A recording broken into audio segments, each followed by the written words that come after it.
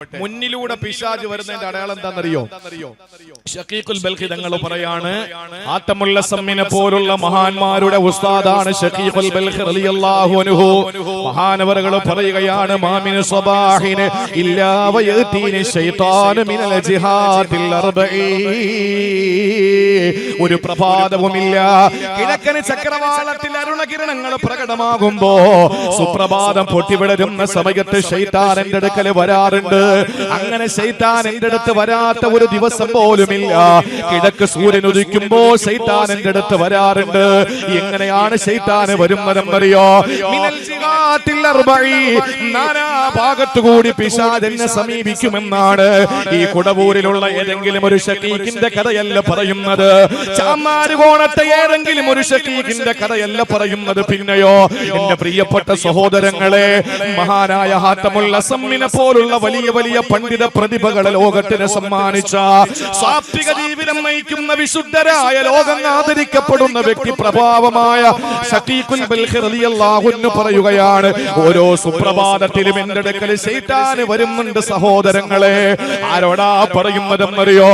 തന്റെ മുന്നിലിരിക്കുന്ന ശിഷ്യഗണങ്ങളെ വിളിച്ചിട്ട് ഷഖീഖ് തങ്ങൾ പറയുകയാണ്, ഓരോ സുപ്രഭാതത്തിലും എന്റെ അടുക്കൽ 4 ഭാഗത്തു കൂടിയും പിശാച് വരുന്നതാ.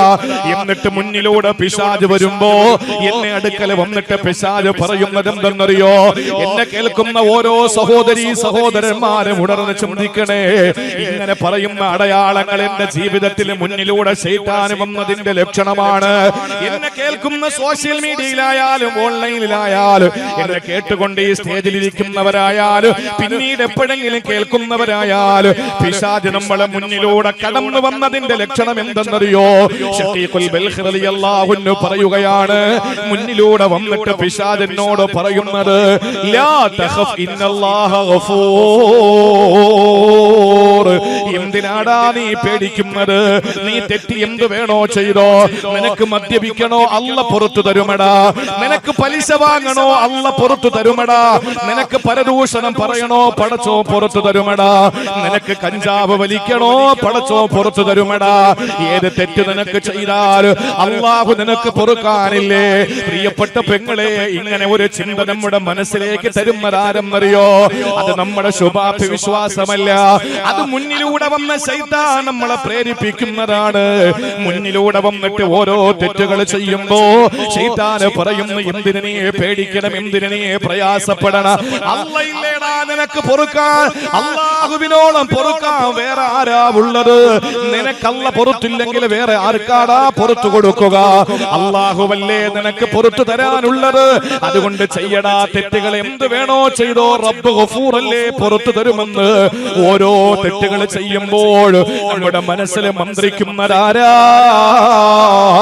അത് സാക്ഷാൽ ശൈത്താൻ എന്ന ഒന്നാമത്തെ ശത്രുവാണെന്ന് മഹാനായ ഷഖീഖുൽ ബൽഖി റളിയല്ലാഹു അൻഹു പഠിപ്പിക്കുമ്പോ ഷഖീഖ് തങ്ങൾ തന്നെ പറയുകയാ, ആ ശൈത്താൻ എന്ന ശത്രുവിന്റെ മുന്നിൽ ഞാൻ എങ്ങനെയാണ് പ്രതിരോധിക്കുന്നതെന്നറിയോ? എങ്ങനെയാണ് പിടിച്ചു നിൽക്കുന്നതെന്നറിയോ? ഞാൻ ശൈത്താന്റെ മുന്നിൽ ധീരമായി ഖുർആനിന്റെ ഒരായത്ത് ഓതി കൊടുക്കും. ആയത്ത് ഏതാണെന്നറിയോ? വഇന്നീ ലഗഫാറുൽ ലിമൻ താബ വആമന വഅമില സാലിഹാ. ശൈത്താൻ എന്നോട് പറയും, നീ എന്തിനു പേടിക്കണം, അല്ലാഹ് പുറത്തു തരുമെന്ന് പറയുമ്പോ ഞാൻ ശൈത്താനോട് പറയുമെടാ ശൈത്താനേ, ഇന്നീ ലഗഫാറുൽ ലിമൻ താബ വആമന വഅമില സാലിഹാ. എന്റെ അല്ലാഹ് പറഞ്ഞത് ഇന്നീ ലഗഫാർ, ഞാൻ വല്ലാതെ പാപം പുറത്തു കൊടുക്കുന്നവൻ തന്നെയാണെന്ന് തന്നെ. പക്ഷെ ആർക്കാണ് പുറത്തു കൊടുക്കുക? കണ്ണി കണ്ടവന് പാപം പുറത്തു കൊടുക്കൂല. നാഴികയ്ക്ക് 40 വട്ടം തെറ്റ് ചെയ്യുന്നവനല്ല പുറത്തു കൊടുക്കൂല. ആർക്കാണല്ല വിട്ടുകൊടുപ്പിട്ട് പുറത്ത് മാപ്പാക്കുന്നതെന്നറിയോ? ആർക്കാണ് കാരുണ്യവാനായ അല്ലാഹ് അവന്റെ കരുണ കൊണ്ട് പുറത്തു കൊടുക്കുന്നതെന്നറിയോ? ലിമൻ താബ വആമന വഅമില സാലിഹാ. അല്ലാഹ് പറയുകയാണ്, പശ്ചാത്താപ ബോധത്തോടെ ചെയ്തു പോയ തെറ്റ് പടച്ചവനെ മാപ്പാക്കണേ അല്ലാഹ്. ഇനി ആവർത്തിക്കില്ല റബ്ബേ, ഇനി ആവർത്തിക്കില്ല പടച്ചവരെ. ഖേദമുണ്ട് റബ്ബേ, എന്ന് പശ്ചാത്താപ ബോധത്തോടെ അള്ളാഹുവിന്റെ മുന്നിൽ പൊട്ടിക്കരഞ്ഞുകൊണ്ട് പശ്ചാത്തപിച്ചിട്ട് അള്ളാഹുവിൽ വിശ്വാസത്തോടെ വാരിയല്ല് കൊണ്ട് മൂടപ്പെട്ട ഹൃദയത്തിന്റെ ഉള്ളറകളില് വിശ്വാസത്തെ അകതാരിന്റെ അകക്കാമ്പിൽ അരക്കിട്ടാണിക്കല്ലിട്ട് ഉറപ്പിക്കുന്ന ഈമാനുള്ളവർക്ക് അല്ലാഹു പുറത്തു കൊടുക്കും. അമില സാലിഹ, സുഹൃതങ്ങൾ ചെയ്യുന്ന സൽക്കർമ്മങ്ങൾ ചെയ്യുന്നവർക്കും അല്ലാഹു പുറത്തു കൊടുക്കുന്നതാ. അല്ലാതെ കണ്ണി കണ്ടവൻ അല്ലാഹു പുറത്തു കൊടുക്കുമെന്നാണോ? അതുകൊണ്ട് ശൈത്താനെ, നീ പറഞ്ഞല്ലോ ഓരോ തെറ്റുകൾ ചെയ്യുമ്പോ എന്തിനു നീ പേടിക്കണം? നിനക്ക് അല്ലാഹു പുറത്തു തരും. അടുത്തത് ചെയ്യടാ. അടുത്തത് ചെയ്യുമ്പോ ശൈത്താൻ പറയും അടുത്തത് ഒന്നുകൂടെ ചെയ്യടാ. നിനക്ക് അല്ലാഹു ഇല്ലേടാ പുറത്തു തരാ. ഈ ഒരു ചിന്ത മനസ്സിലിട്ട് തരുന്നത് മുന്നിലൂടെ ശൈത്താൻ വന്നതിന്റെ ലക്ഷണമാ. എന്റെ കുടവൂരുള്ള പെങ്ങളെ, ചമ്മാരുകോണത്തെ എന്റെ പ്രിയപ്പെട്ട സഹോദരിമാരെ, 1000 വട്ടം നമ്മുടെ മുന്നിൽ പിശാച് വന്നിട്ടില്ലേ? ചിന്തിച്ചു നോക്ക്. എത്രയോ തവണ തല തുറന്നിട്ട് നടന്നപ്പോ നമ്മളോട് ശൈത്താൻ വന്നിട്ട് പറഞ്ഞു, ഒരു ദിവസം നിന്റെ തലയിലെ തട്ടമങ്ങ് മാറ്റിയെന്ന് പറഞ്ഞിട്ട് നിന്നെ അല്ലാഹു നരകത്തിലൊന്നും ഇടാൻ പോകുന്നില്ല. ഒരു ദിവസം നീ ഏതെങ്കിലും ഒരു വൃത്തികേട് കാണിച്ചെന്ന് കരുതിയിട്ട് ഒരിക്കലും എന്റെ ചെറുപ്പക്കാരാ നിന്നെ അല്ലാഹു നരകത്തിൽ ഇടാൻ പോകുന്നില്ല. അല്ലാഹു കൈനീട്ടി കാത്തിരിക്കുന്നു പാപം പൊറുക്കാൻ. ഈ ഒരു ചിന്ത ആരായിട്ട് തരുന്നത്? സാക്ഷാ ശൈത്താനാണ് എന്ന് ശഖീഖുൽ ബൽഖ് തങ്ങൾ പറയുക മാത്രമല്ല, അതിനെ പ്രതിരോധിക്കാനുള്ള മാർഗവും മഹാനവറുകൾ പഠിപ്പിച്ചു തരികയാണ്. അപ്പൊ ഒന്നാമത്തെ ശത്രു ശൈത്താൻ മുന്നിലൂടെ വന്നതിന്റെ അടയാളം മനസ്സിലായോ? പലപ്പോഴും പറയും, നീ എന്തിനായി പേടിക്കുന്നേ? അല്ലാഹു ഇല്ലേ, നീ ചെയ്യടാ, നിനക്ക് അല്ലാഹു പുറത്തു തരും. ഈ വിശ്വാസം നല്ലതാണ്. അത് എപ്പോഴെന്നറിയോ? മരിക്കുന്ന സമയം എന്റെ എല്ലാ പാപങ്ങളും അല്ലാഹു അങ്ങ് പൊറുക്കും. എന്റെ റബ്ബ് എനിക്ക് പൊറുത്തില്ലെങ്കിൽ വേറെ ആരാ പൊറുക്കുക? എന്റെ റബ്ബ് ഗഫൂറും ഗഫാറും സത്താറും ഒക്കെയാണ്. ആ ഒരു വിശ്വാസം മരിക്കുന്ന നേരത്ത് മതി. എന്താണെന്നറിയോ? അപ്പോൾ പിന്നെ തെറ്റ് ചെയ്യൂല. കാരണം വിരലുകളെ കെട്ടി മൂക്കിലും വായിലും പഞ്ഞിയും വെച്ച് 3 വെള്ള തുണിയിൽ പൊതിഞ്ഞ് കൊടവൂര് പള്ളിയുടെ ഖബർസ്ഥാനിൽ കൊണ്ട് വെക്കുന്ന നീ എന്ത് ചെയ്യാനാ? എല്ലാം തീർന്നില്ലേ? അപ്പൊ മരിക്കുന്ന നേരത്ത് നിന്റെ വിശ്വാസം നല്ലതാണ്. ആ വിശ്വാസം ഉണ്ടെങ്കിൽ അള്ളാഹു അതേ രീതിയിൽ നിന്നെ സമീപിക്കുമെന്ന് കിതാബുകളിൽ നമുക്ക് കാണാൻ കഴിയുന്നു. ജീവിതത്തിൽ ആ ഒരു പ്രതീക്ഷ ഉണ്ടെങ്കിൽ എന്താ സംഭവിക്കുന്നതെന്നറിയോ? ഇന്ന് കള്ള കുടിച്ചു, നബിദിനമൊക്കെ അല്ലേ, മറ്റന്നാളാകുമ്പോ നബിദിനത്തിന് കുറച്ച് കള്ളൊക്കെ കുടിച്ചിട്ട് വേണം നേരം വെളുത്ത് ആഘോഷങ്ങൾ അങ്ങോട്ട് ആരംഭിക്കാൻ. ഞാൻ ചില കാര്യങ്ങൾ എന്റെ പ്രിയപ്പെട്ട സഹോദരങ്ങളോട് പിന്നീട് ഞാൻ പറയാം, വിഷയത്തിൽ നിന്ന് മാറിപ്പോകില്ലെങ്കിൽ. കാരണം എനിക്ക് പറയേണ്ടതുണ്ട്, പറയാതിരിക്കാൻ നിവൃത്തിയില്ലാത്ത ചില കാര്യങ്ങളുണ്ട്. അതുകൊണ്ട് ഇൻഷാ അല്ലാഹ് ഞാൻ പിന്നീടത്തേക്ക് മാറ്റിവെക്കുകയാണ്. പിന്നീടെന്ന് പറഞ്ഞാൽ അടുത്ത വർഷമൊന്നല്ല, ഈ പ്രസംഗം തീരുന്നതിന് മുമ്പ് അല്ലാഹു ആഫിയത്ത് തരുമെങ്കിൽ, ആയുസ് നീട്ടി തന്നിട്ടുണ്ടെങ്കിൽ. ഞാനൊരു കാര്യം പറയുന്നു, മരിക്കുന്ന നേരത്ത് നമുക്ക് ഈ വിശ്വാസം നല്ലതാ. എന്റെ റബ്ബ് സർവ്വതും പൊറുക്കുമെന്ന വിശ്വാസം നമുക്ക് രക്ഷപ്പെടാനുള്ള മാർഗമാണ്. ജീവിതത്തിൽ ആ ഒരു വിശ്വാസം ഉണ്ടെങ്കിൽ തെറ്റുകൾ വീണ്ടും വീണ്ടും ആവർത്തിച്ചുകൊണ്ടിരിക്കും. അതുകൊണ്ട് മുന്നിലൂടെ വരുന്ന ശൈത്താൻ നമ്മളെ സമീപിച്ചതിന്റെ അടയാളം, ഏത് തെറ്റ് ചെയ്താലും മനസ്സിൽ ഇങ്ങനെ മന്ത്രിക്കും, പൊറുക്കൂടാ അല്ലാഹ് പൊറുക്കൂടാ, ചെയ്യടാ, നീ എന്ത് വേണോ ചെയ്തോ. ഇനി കേൾക്കണോ പിന്നിലൂടെ ശൈത്താൻ വരുന്നതിന്റെ അടയാളം? അപ്പൊ ഉറപ്പല്ലേ 50% ആളുകളുടെ അടുക്കലും മുന്നിലൂടെ ശൈത്താൻ വന്നു എന്ന് അവനവൻ ചിന്തിച്ചു നോക്കിയാൽ മതി. ഇനി പിന്നിലൂടെ ശൈത്താൻ വരുന്നതിന്റെ ലക്ഷണം എന്തെന്നറിയോ? പ്രിയപ്പെട്ടവരെ, പിറകിലൂടെ ശൈത്താൻ വരുന്നതിന്റെ അടയാളം ശഖീഖുൽ ബൽഖ് റളിയല്ലാഹു അൻഹു പറയുകയാണ്, സുപ്രഭാതം പൊട്ടിവിടരുമ്പോ നേരം വെളുക്കുന്ന സമയത്ത് എന്റെ അടുക്കൽ പിശാച് വരാറുണ്ട്. അവന് പിന്നിലൂടെ വന്നിട്ട് എന്നോട് പറയുന്നത്, വുഖൂഉ ഔലാദി ഫിൽ ഫഖരി, എന്റെ പ്രിയപ്പെട്ട മക്കള് ദാരിദ്ര്യത്തിലായി പോകുമെന്ന് എന്നെ പേടിപ്പിക്കുകയാ. അതെപ്പോഴെന്നറിയോ?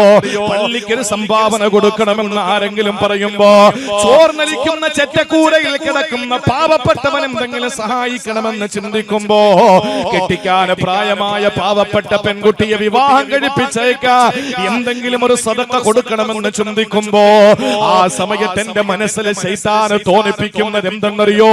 ഇതോ 10,000 രൂപ ഒരു പാവപ്പെട്ട പാവപ്പെട്ടവന്റെ വീട് പുറമേയാൻ കൊടുത്താൽ ആ 10,000 ഉണ്ടെങ്കിലും നിന്റെ മക്കളുടെ 3 മാസത്തെ ഫീസ് അടച്ചൂടെ? നിന്റെ മക്കൾ സ്കൂളിൽ പോയിട്ട് ഫീസ് അടയ്ക്കാൻ കഴിയാതെ വിഷമിക്കുകയല്ലേ? ആ 10,000 രൂപ ഉണ്ടെങ്കിൽ നിന്റെ പ്രിയപ്പെട്ട മക്കൾക്ക് 1 മാസക്കാലം ചെലവിന് കൊടുത്തൂടെ? ഈ ഒരു ചിന്ത മനസ്സിലേക്ക് ഇട്ട് തരുന്നത് ആരെന്നറിയോ? ഏതെങ്കിലും ഒരു സ്വതക്ക കൊടുക്കണമെന്ന ചിന്ത വരുമ്പോ, ഏതെങ്കിലും പള്ളിക്ക് എന്തെങ്കിലും കൊടുക്കണമെന്ന ആഗ്രഹം വരുമ്പോ മനസ്സിനകത്ത് ചിന്ത വരികയാണ്, ഇതെന്റെ മക്കൾക്ക് വേണ്ടി മാറ്റിവെച്ചാൽ എന്തെല്ലാം ഉപകാരങ്ങളുണ്ട്. എന്റെ കാല് നില തൂന്നിയിട്ട് പോരെ മറ്റുള്ളവർക്ക് എന്തെങ്കിലുമൊക്കെ കൊടുക്കാൻ. ഈ ഒരു ചിന്ത പിന്നിലൂടെ ശൈത്താൻ വരുന്നതിന്റെ ലക്ഷണമാണത്രേ. അവിടെ എങ്ങനെയാണ് ശഖീഖുൽ ബൽഖി തങ്ങൾ പ്രതിരോധിച്ചതെന്നറിയോ? മഹാനവറുകൾ പറയുകയാണ്, ഞാൻ ആ സമയത്ത് പിശാചിനോട് ധൈര്യമായിട്ട് പറയുന്നത്, വമാ മിൻ ദാബത്തിൻ ഫിൽ അർളി ഇല്ലാ അലല്ലാഹി റിസ്ഖുഹാ. എടാ ശൈത്താനേ, എനിക്ക് ജന്മം നൽകിയ, എനിക്ക് ജീവൻ നൽകിയ അല്ലാഹ്, എന്റെ കുഞ്ഞിന് ജന്മം നൽകിയ അല്ലാഹ്, എന്റെ സന്താനങ്ങൾക്ക് ജന്മം നൽകിയ അല്ലാഹ്, വാക്കീറിയത് അവനാണെങ്കിൽ ഭക്ഷണം കൊടുക്കാനും അവനറിയാ. എന്റെ പ്രിയപ്പെട്ട മക്കൾക്ക് ഭക്ഷണം കൊടുക്കുന്നത് ഞാനല്ല, സിവിൽ സപ്ലൈസ് മന്ത്രിയല്ല. ആരാണെന്നറിയോ എന്റെ പൊന്നുമക്കൾക്ക് ഭക്ഷണം കൊടുക്കുന്നത്?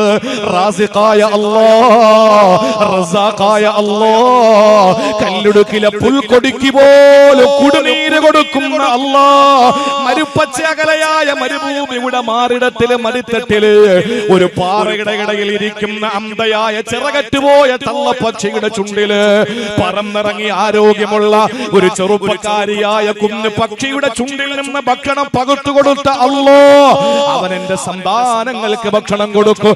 ദാരിദ്ര്യത്തിന്റെ കഥ പറഞ്ഞിട്ട് എന്നെ പേടിപ്പിക്കേണ്ട ശൈത്താനേ. പിശാചിനോട് ശക്തമായ ഭാഷയിൽ ശഖീഖ് തങ്ങൾ പറയുകയാ, നിങ്ങൾ ആലോചിച്ചു നോക്ക്. അല്ലാഹ് പറഞ്ഞത് മനുഷ്യന് ഭൂമിയിൽ ഭക്ഷണമുണ്ടെന്നല്ല, മൃഗങ്ങൾക്ക് ഭക്ഷണമുണ്ടെന്നല്ല, പറവകൾക്ക് ഭക്ഷണമുണ്ടെന്നല്ല. പറവകളായാലും അതുപോലെ ഇടജന്തുക്കളായാലും അതുപോലെ ഇരുകാലികളായാലും നാൽക്കാലികളായാലും അല്ലാഹ് പറഞ്ഞ ഒരു പാക്കേജിന്റെ പദമാണ് വമാ മിൻ ദാബത്തിൻ ഫിൽ അർളി ഇല്ലാ അലല്ലാഹി റിസ്ഖുഹാ. ഭൂമിയിലുള്ള സർവർക്കും അല്ലാഹു ഭക്ഷണം വെച്ചിട്ടുണ്ട്. നമ്മൾ എന്തിനു തള്ളണം? കല്യാണത്തിന് മര്യാദയ്ക്ക് മാറി നിൽക്ക്. എന്തിനു തള്ളണം? നിനക്ക് അല്ലാഹു തആല ഭക്ഷണം എഴുതിയിട്ടുണ്ടെങ്കിൽ കൃത്യമായി നിനക്കത് കിട്ടിയിരിക്കും. കിട്ടിയില്ലെങ്കിലോ? ഷാഫി ഇമാം പറഞ്ഞതുപോലെ, എന്താ ഷാഫി ഇമാം പറഞ്ഞത്? ഞാൻ ജീവിക്കുകയാണെങ്കിൽ എനിക്ക് അന്നമുറപ്പ്, മരിച്ചാൽ മണ്ണുറപ്പ്. ഞാൻ എന്തിന് ടെൻഷൻ അടിക്കണം? എനിക്ക് അല്ലാഹു വിധിച്ച ഭക്ഷണം. ഇപ്പൊ ഭക്ഷണം കഴിച്ചിട്ട് കേറാമെന്ന് പറഞ്ഞു. ഞാൻ പറഞ്ഞു പരിപാടി കഴിയട്ടെ, ആളുകൾ വന്നിരിക്കുമ്പോ ഞാൻ അവിടെ ഇരുന്ന് ഭക്ഷണം കഴിക്കുന്നത് അത്ര രസമല്ല. അപ്പൊ അതുകൊണ്ട് പരിപാടി കഴിഞ്ഞിട്ട് കഴിക്കാമെന്ന് പറഞ്ഞു. ഞാൻ ഈ സ്റ്റേജിൽ വെച്ച് മരണപ്പെട്ടു പോയാൽ ആ ഭക്ഷണം എനിക്ക് അല്ലാഹു തആല വിധിച്ചിട്ടില്ല.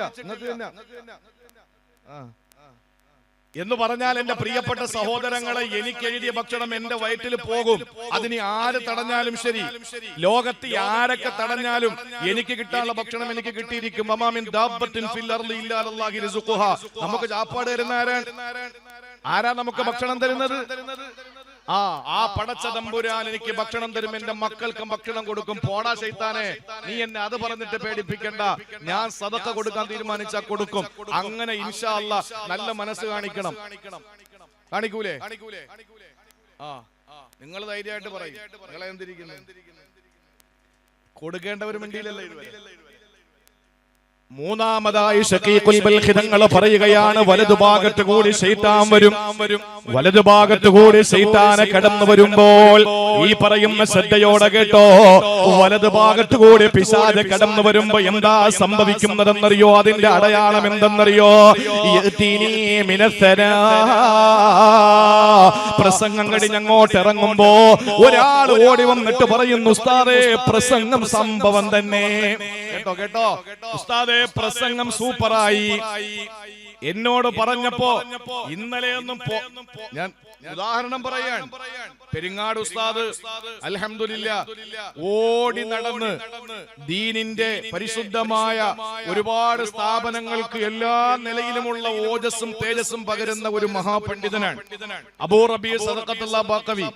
ഫസ്റ്റ് ദിവസം ഞാനും അദ്ദേഹവും പഠിച്ചിറങ്ങിയിട്ട് തൊട്ടടുത്ത മഹല്ലുകളിലായിരുന്നു 3 വർഷക്കാലം. ആ നല്ല പ്രഭാഷകൻ, നല്ല ശബ്ദത്തിന്റെ ഉടമ, നല്ല കിതാബ് തിരിയുന്ന ഒരു പണ്ഡിതൻ, കടുവയിൽ പള്ളിയുടെ മുതൽ ഇമാമാണ്. അവരൊന്നും മോശക്കാരല്ല. ഞാൻ ഉദാഹരണം പറയാണ്. ഞാൻ പ്രസംഗം കഴിഞ്ഞിറങ്ങിയപ്പോ ഒരാൾ വന്നിട്ട് പറഞ്ഞു പ്രസംഗം സൂപ്പറായി, നല്ല മാഷാ അല്ലാ. അപ്പൊ എന്റെ മനസ്സിൽ എന്താണെന്നറിയോ, ഇന്നലത്തെ പ്രസംഗങ്ങളൊന്നും പോരായിരിക്കാം, മെനിങ്ങാനത്തെ പ്രസംഗം പോരായിരിക്കാം. അപ്പൊ എന്റെ മനസ്സിൽ മറ്റോന് കയറി. ഞാൻ അങ്ങ് അർശ് വരെ പൊങ്ങി. ഇതാരാ എനിക്ക് കൊണ്ടുതരുന്നത്? പിശാജ്. എവിടെന്ന്? വലതുഭാഗത്തുകൂടി. നീ എന്തൊരു ഗ്ലാമറാടി പെണ്ണെ എന്ന് ചോദിച്ചാൽ വേറുള്ള പെണ്ണുങ്ങളെല്ലാം എന്തോ ഒരു വൈരൂപ്യത്തിന്റെ പ്രതീകങ്ങളാണ് എന്ന ചിന്ത മനസ്സിൽ വരുന്നു. ആചാര്യ, നിങ്ങളുണ്ടെങ്കിലേ ഈ മഹലുള്ളൂ എന്ന് ഏതെങ്കിലും പണക്കാരന് തട്ടി അരശി കയറ്റി കൊടുത്താൽ അവന്റെ മനസ്സിലും തോന്നുന്ന ഇതാണ്, ബാക്കിയുള്ളവന്മാരെന്ന് ഒരു നയാ പൈസ കൊടുക്കൂല, ഹാജിയാരായ ഞാൻ മാത്രമേ ഉണ്ടാവുള്ളൂ എന്നുള്ള ചിന്ത. അപ്പോഴേ ഹാജിയാരെ വലതുഭാഗത്തൂടെ ചെയ്താൻ വന്നതിന്റെ ലക്ഷണമാണ്. നിങ്ങൾ നല്ല പ്രവർത്തകനാണ്, ഓടി നടക്കുന്ന നല്ല പ്രവർത്തകനാണെന്നൊരാളെ പറഞ്ഞാൽ ആ പറയുന്ന സമയത്ത് ബാക്കിയെല്ലാം തുരുമ്പ് പിടിച്ചിരിക്കുന്ന ഇരുമ്പ് കഷണം പോലെയാണ് എന്ന് ചിന്തിച്ചിട്ട് ഞാനാണെങ്കിലോ പ്രവർത്തിച്ചിട്ട് തേയുന്നതാണ്, ബാക്കി ഇരുന്ന് തുരുമ്പിക്കുന്നതാണെന്നൊരു ചിന്ത മനസ്സിൽ വരുമ്പോ ശൈത്താൻ വലതുഭാഗത്തൂടെ കയറി വന്നതിന്റെ അടയാളമാണ്. ആ സമയത്ത് ശക്കീഖ് തങ്ങൾ പറയാണ്, എനിക്ക് അങ്ങനെ മനസ്സിനകത്തൊരു പൊങ്ങലൊന്നും ഉണ്ടാവൂല, ഡംബ് ഹുങ്ക് ഇതൊന്നും എനിക്ക് ഉണ്ടാവൂല. എന്റെ മനസ്സിൽ ഓടി വരുന്നത് ശൈത്താൻ എന്ന ശത്രുവിനെ പ്രതിരോധിക്കാനുള്ള മനസ്സാണ്. ഇവിടെ മാന്യമായിട്ട് ക്ഷണിച്ചു, വേറെ എന്തൊക്കെയോ പറഞ്ഞു. ഞാൻ അപ്പൊ സംസാരത്തിലായിരുന്നു, ഞാൻ അങ്ങനെയുള്ള സാധനങ്ങൾ കേൾക്കാനും നിൽക്കൂല. എന്തോ എന്തോ പറഞ്ഞു, ഞാൻ കേട്ടില്ല. സത്യസന്ധമായി പറയാൻ ഞാൻ കേട്ടില്ല. മൂപ്പരോട് എന്തോ സംസാരിച്ചിരിക്കുകയായിരുന്നു. എന്നായിരുന്നാലും ഒരു പരിധിയുണ്ട്. ഇവിടെയൊക്കെ തെക്കൻ ജില്ലകളിൽ പറയുന്നത് തെക്കന്മാരുടെ ഒരു പ്രത്യേകത അതാണ്. ആവശ്യമില്ലാത്ത ബഹുമാനവും അംഗീകാരവും ഒന്നും കൊടുക്കൂല, ആവശ്യത്തുള്ളതേ കൊടുക്കുള്ളൂ.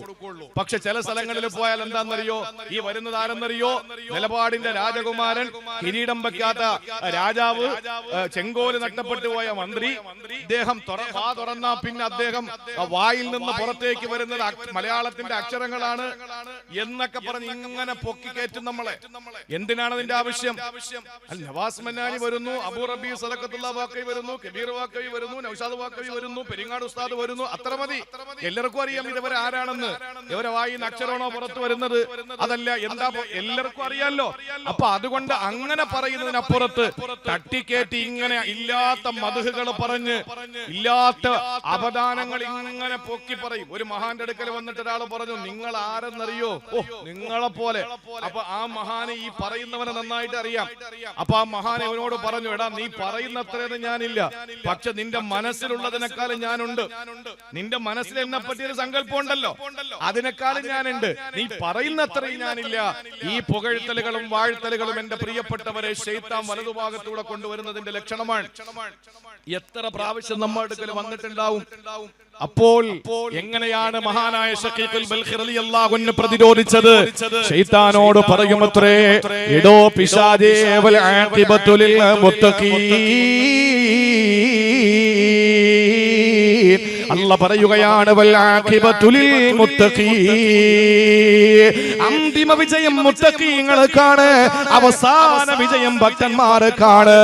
എന്തെല്ലാം പുകഴ്ത്തിയാൽ രാജകുമാരൻ എന്ന് പറഞ്ഞാൽ, രാജാവ് എന്ന് പറഞ്ഞാൽ, ചക്രവർത്തി എന്ന് പറഞ്ഞാൽ, ഓ ചാതുരുടെയും വാക് സാമർത്ഥ്യത്തിന്റെയും ഉടമയെന്ന് പറഞ്ഞാൽ,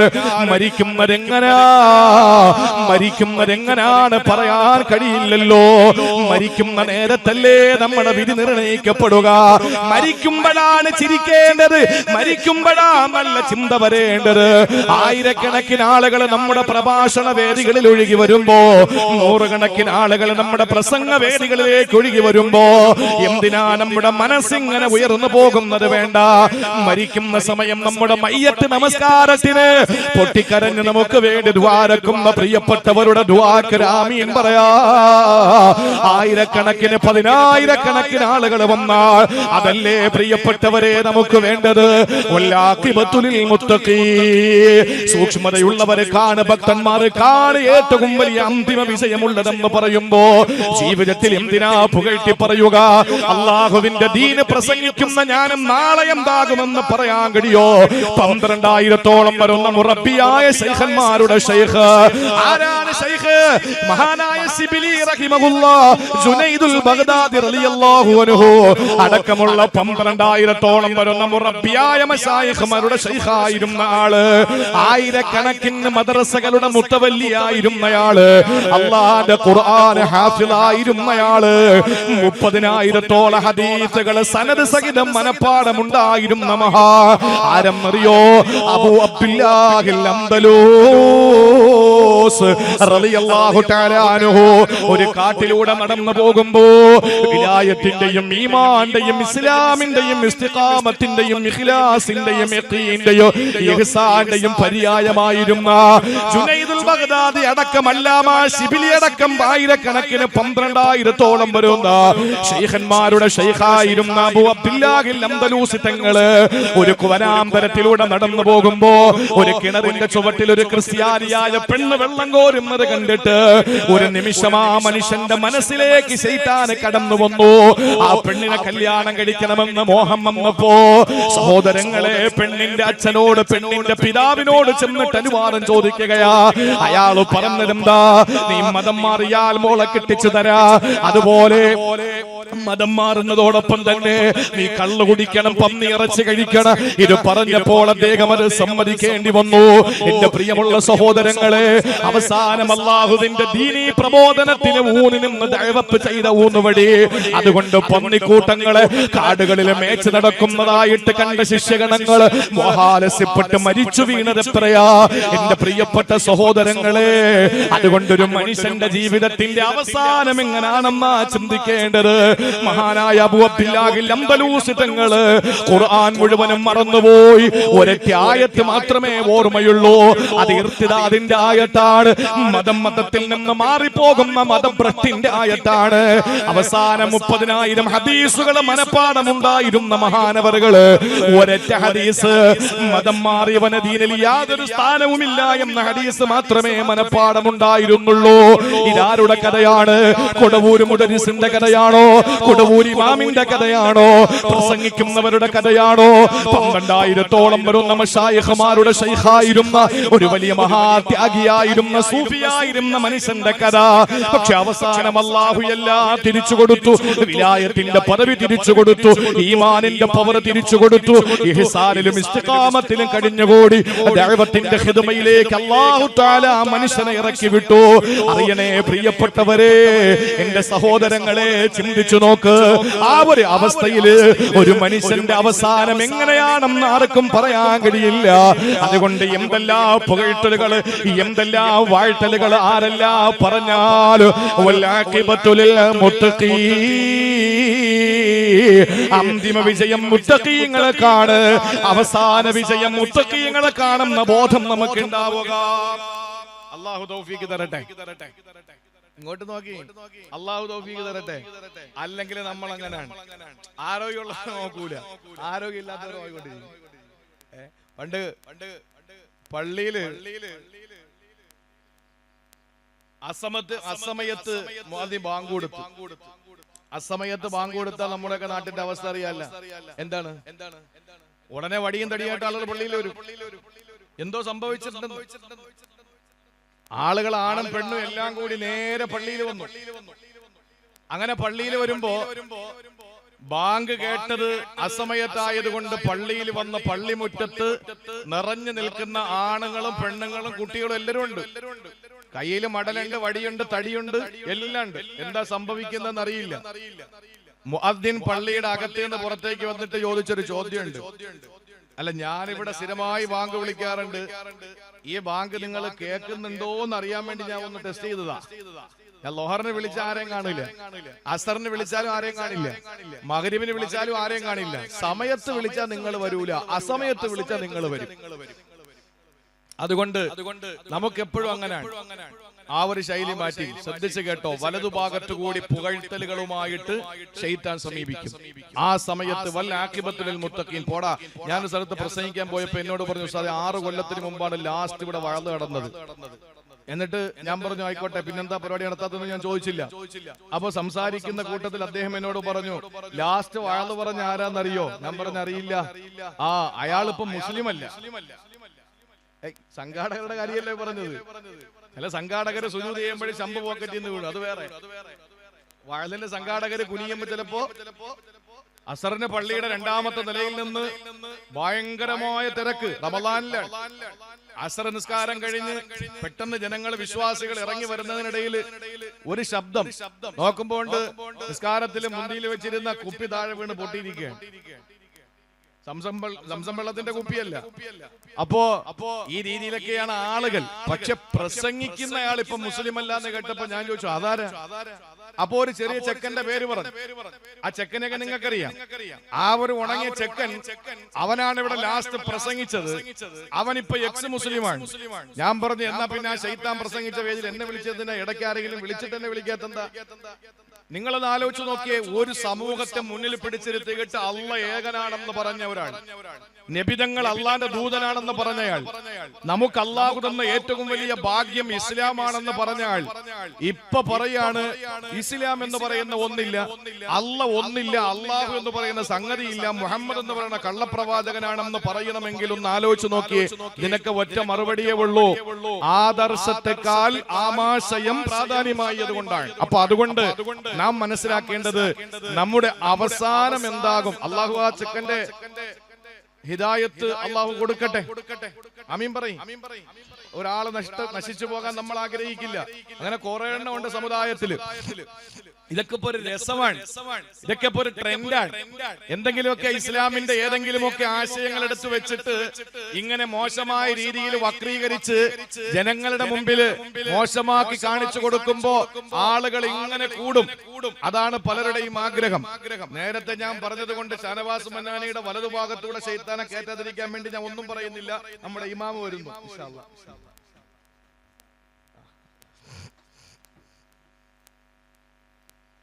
എന്റെ നാട്ടുകാരനാണ്, ഒരു ഷാ കൂടുതലാണ്, അത്രേ ഉള്ളൂ. എന്റെ പേര് നവാസ് മന്നാനി, അദ്ദേഹത്തിന്റെ പേര് ഷാനവാസ് മന്നാനി. ഷംനാദ് മന്നാനി ഉസ്താദ് അവിടെ ഇരിക്കാൻ പറ്റും. നിങ്ങളും പറയും, ഉസ്താദ്മാരൊക്കെ ഇവിടെ ഇരിക്കുക, അതിൽ റാഹത്ത്.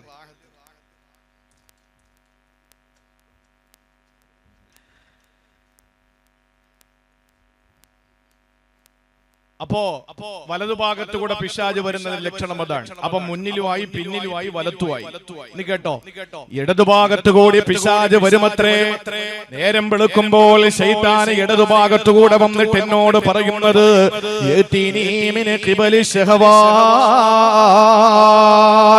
ശരീരത്തിന്റെ മോഹങ്ങൾ, എന്റെ ശരീരത്തിന്റെ ആഗ്രഹങ്ങൾ, ദുരാഗ്രഹങ്ങൾ എന്നോട് പറഞ്ഞുകൊണ്ട്, മോഹങ്ങൾ എന്റെ മനസ്സിലേക്ക് മന്ത്രിച്ചുകൊണ്ട് പാപങ്ങൾ ചെയ്യാൻ, അത് ചെയ്യടാ ഇത് ചെയ്യടാ എന്ന് പറഞ്ഞുകൊണ്ട് എന്റെ അടുക്കലേക്ക് വന്നുകൊണ്ട് പിശാചാണ് എന്നെ തോന്നിപ്പിക്കുന്നത്. അത് ഇടതുഭാഗത്ത് കൂടി പിശാച് വരുന്നതിന്റെ ലക്ഷണമാണ്. അങ്ങനെ വരുമ്പോ ഞാൻ പിശാചിന്റെ മുന്നിൽ നിൽക്കുന്നത് എങ്ങനെയെന്നറിയോ? വഹീല ബൈനഹും വബൈന മാ യഷ്തഹൂ. അല്ലാഹുവിന്റെ ഖുർആനിൽ ഒരു ആയത്തുണ്ട്, ചില ആളുകളുടെയും അവരുടെ പാപങ്ങളുടെയും ഇടയിൽ അല്ലാഹു തിരശീലയിടുന്നതാ. ആ ഒരു അവസ്ഥ നമുക്ക് കിട്ടണം സഹോദരങ്ങളെ. നമ്മുടെ ജീവിതത്തിൽ അല്ലാഹു തആല പാപങ്ങളുടെയും നമ്മുടെയും ഇടയിലും മറയിടണം. ആ മറയിടണമെങ്കിൽ നമുക്ക് വിവരമുണ്ടാകണം. ആ വിവരമുണ്ടെങ്കിൽ ശൈത്താനോട് പ്രതിരോധം സൃഷ്ടിക്കാം. അതുകൊണ്ടാണ് ഒന്നാമത്തെ ശത്രുവിനെ സൂറത്ത് യാസീൻ പരിചയപ്പെടുത്തുമ്പോ അല്ലാഹുവിന്റെ വിശുദ്ധമായ ഖുർആൻ ഒന്നാമത്തെ ശത്രുവിനെ പരിചയപ്പെടുത്തിയത് ശൈത്താനാണെന്ന് പറയുമ്പോ ആ ശൈത്താനോട് ഖുർആനിന്റെ ആയത്ത് കൊണ്ട് പോരടിക്കാം. എന്തുകൊണ്ടാണ് ശഖീഖതങ്ങൾക്ക് കഴിഞ്ഞതെന്നറിയോ? ഫഇന്ന ഫഖീഹന വാഹിദൻ മുതബർരിഅ അശദ്ദു അല ശൈത്താനി മിനൽ ഫിആബിദി. ഒരു ഫഖീഹ്, ഒരാള് മതി. ആ ഒരു പണ്ഡിതൻ, നല്ല നല്ല നല്ല ഇൽമുള്ള കർമ്മപദത്തിലെ രംഗത്തിലുള്ള മഹാനായ ഒരു പണ്ഡിതൻ. ആ പണ്ഡിതന് ഒരാള് മതി. ഇപ്പൊ തീരുന്നത് കാര്യങ്ങള്.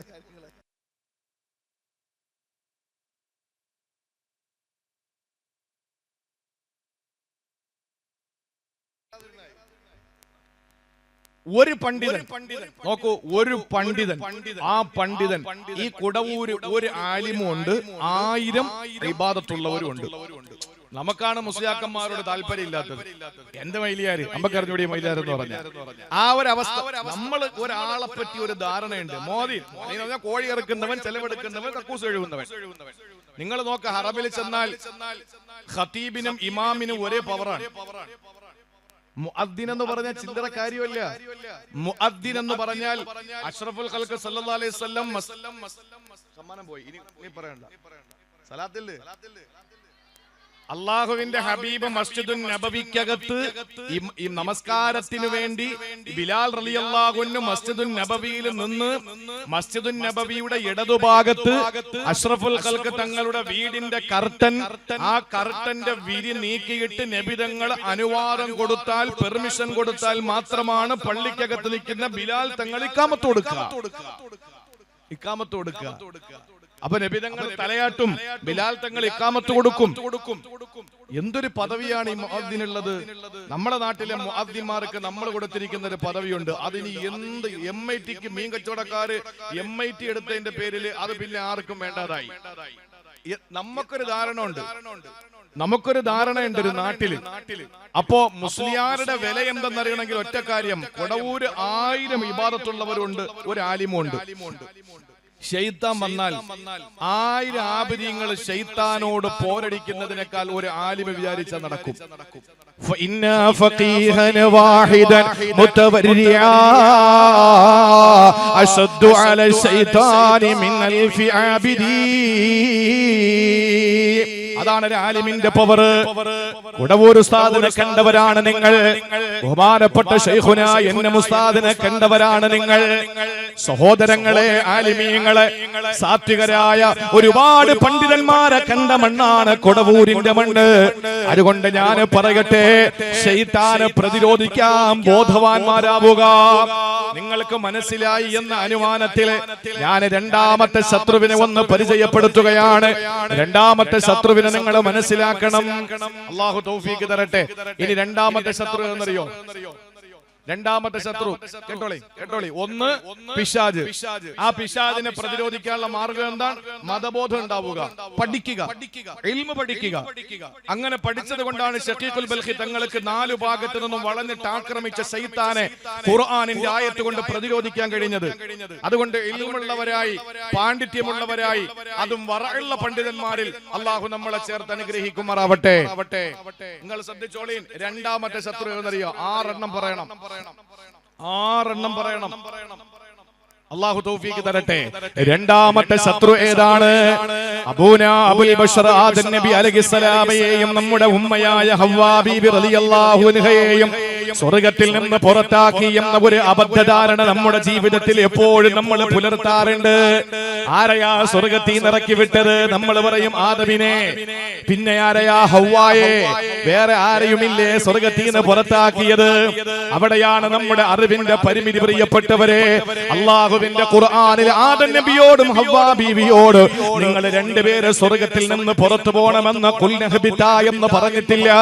ഒരാളെ പുറത്താക്കിക്കൊണ്ട് ഖുൽ നഹ്ബിത എന്ന് പറഞ്ഞിട്ടില്ല. ഇവിടെ അല്ലാഹു പറയുന്നുണ്ടോ? സൂറത്തുൽ ബഖറ 36-ാമത്തെ ആയത്താണ് രണ്ടാമത്തെ ശത്രു. എവിടെയാണോ അല്ലാഹു സ്വർഗ്ഗത്തിൽ നിന്ന് ആദം നബിയെയോ ഹവ്വാ ബീവിയെയോ എക്സിറ്റ് അടിച്ചതിനെ പറ്റി പറയുന്നിടത്തൊക്കെ അല്ലാഹു പറയുന്നത് എങ്ങനെയാണ്? വഖുൽ നഹ്ബിതൂ,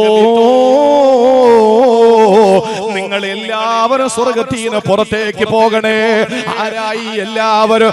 ആദം നബിയുടെ നട്ടെല്ലിൽ ഓടിയിരുന്ന രേതസ്കരമാകുന്ന തിരുവനന്തപുരം ജില്ലയിലെ കുടവൂർ എന്ന് പറയുന്ന പ്രദേശത്തുള്ള നിങ്ങൾ ഓരോരുത്തരുടെയും രേതസ്കരമെന്ന ആദം നബിയുടെ നട്ടെല്ലിലൂടെ ഓടിക്കളിച്ചു കൊണ്ടിരുന്ന നിങ്ങൾ ഓരോരുത്തരും അല്ലാഹുവിന്റെ സുവനത്തിൽ നിന്ന് പുറത്താക്കപ്പെട്ടവരാണ്. അതുകൊണ്ടാണ് അല്ലാഹു പറഞ്ഞത് ഖുൽ നഹ്ബിതൂ, നിങ്ങൾ എല്ലാവരും സ്വർഗ്ഗത്തിൽ നിന്ന് പുറത്തേക്ക് പൊയ്ക്കോ. പലവൂരുള്ള ഞാനും ഞാനുമെന്ന് പുറത്തു വന്നു, കൊടുവൂരുള്ള നിങ്ങളും പുറത്തു വന്നു.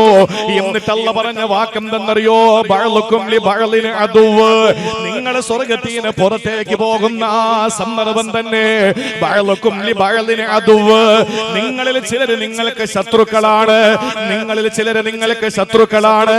ഈ ചാമാരകോണം എന്ന് പറയുന്ന പ്രദേശത്ത്, കുടവൂർ പ്രദേശിന്റെയും അതുപോലെ തർബിയത്തുൽ ഇസ്ലാമിന്റെയും സംയുക്താഭിമുഖ്യത്തിൽ സംഘടിപ്പിച്ച പരിപാടിയിൽ എന്നെ കേൾക്കുന്ന നിങ്ങളുടെ ഇടയിൽ ശത്രുക്കളുണ്ട്, നിങ്ങൾക്കറിയില്ല. എന്റെ പെങ്ങന്മാരെ, നിങ്ങളുടെ വലത്തോ ഇടത്തോ മുന്നിലോ പിറകിലോ ശത്രുവുണ്ട്. അത് ആരാണ്?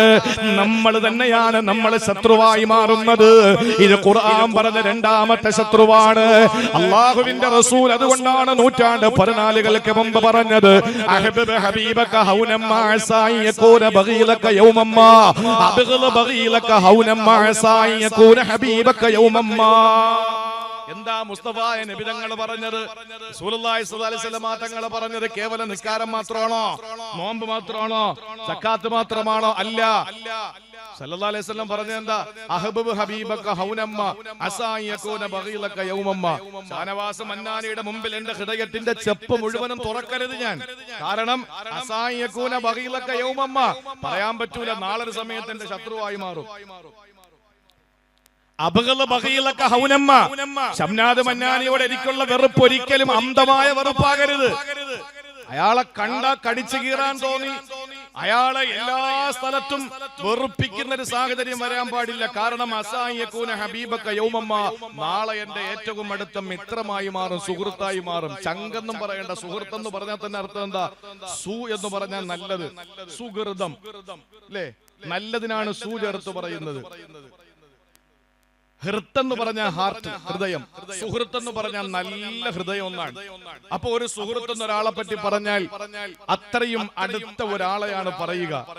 ആ സുഹൃത്തായി നാളെ ഷംനാദ് മന്നാനി മാറും. അതുകൊണ്ട് ഒരിക്കലും നമ്മൾ ഒരാളെയും ഒരു ലിമിറ്റിനപ്പുറം വിഷമിപ്പിക്കുകയോ കൂടുതൽ അടുപ്പിക്കുകയോ വേണ്ട.